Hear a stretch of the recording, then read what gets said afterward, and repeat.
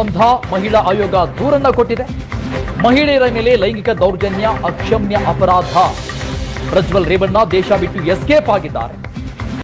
ನನಗೆ ಇಷ್ಟವಾದ ಹುಡುಗಿ ಶ್ವೇತಾ, ಅದಕ್ಕಿಂತ ಜಾಸ್ತಿ ಇಷ್ಟ ನಮ್ಮ ತಾತ. ಆದ್ರೆ ನಮ್ಮ ತಾತ ಹೊಡೆದಾಗ ಗೋತಾ ಇನ್ನೂ ಬದುಕವಳೆ ಶ್ವೇತಾ.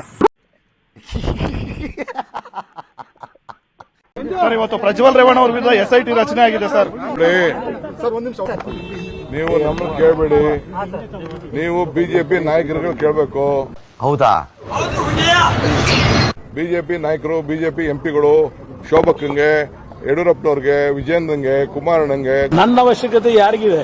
ನನ್ನ ಅವಶ್ಯಕತೆನೇ ಇಲ್ವಲ್ಲ. ಗೌಡ್ರಿಗೆ ಅವ್ರಿಗೆ ಹೋಗಿ ನೀವು ಕೇಳಿ ಉತ್ತರ ಹೇಳಬೇಕು. ನಮ್ಗೆ ಕೇಳಿದ್ರೆ ಏನೇ ಹೇಳೋಣ ನಾವು? ಕ್ಲಾಪ್ಸ್ ಹೊಡ್ರಿ, ಸುಮ್ಮನೆ ಕೂತಿರಲ್ಲ. ಬಾಯಿ ಬಿಡ್ತಾ ಇಲ್ಲ ಸರ್. ಯಾಕೆ ಬಾಯಿ ಬಿಡ್ತಾ ಇಲ್ಲ? ಎಲ್ಲೆಲ್ಲ ಬಾಯಿ ಬಿಡ್ತಾರೆ, ಎಲ್ಲೆಲ್ಲ ಟ್ವೀಟ್ ಮಾಡ್ತಾರೆ, ಎಲ್ಲರೂ ಮಾಡ್ತಾರೆ. ಅವ್ರಿಗೆ ಈ ರಾಜ್ಯದ ಇದಲ್ವಾ ಇದು? ಏನು ಆರ್ಡರಿ ಮನುಷ್ಯ ಇದು?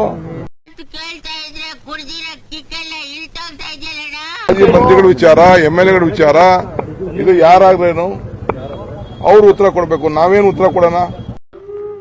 ನನಗಂತೂ ಈ ಜೀವನವೇ ಬೇಸರವಾಗಿ ಹೋಗ್ಬಿಟ್ಟಿದೆ. ನಮ್ಗೆ ರಾಜ್ಯಕ್ಕೆ ತಲೆ ತಗ್ಸಕ್ಕಾಗ್ತದೆ. ಡೆಲ್ಲಿಯಿಂದ ಎಷ್ಟು ಫೋನ್ಗಳು ಬರ್ತಾ ಇದೆ, ಏನ್ ಬರ್ತಾ ಇದೆ?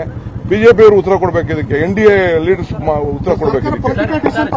ಕರ್ನಾಟಕದ ಇತಿಹಾಸ ಅಲ್ಲ, ಭಾರತದ ಇತಿಹಾಸದಲ್ಲೇ ಯಾವ ಜನಪ್ರತಿನಿಧಿನೂ ಇಂತಹ ಕೆಲಸ ಮಾಡೋ ಧೈರ್ಯನೂ ಮಾಡಿಲ್ಲ, ಇಷ್ಟು ದರ್ಪನೂ ತೋರಿಸಿಲ್ಲ, ಅಧಿಕಾರದ ದರ್ಪ.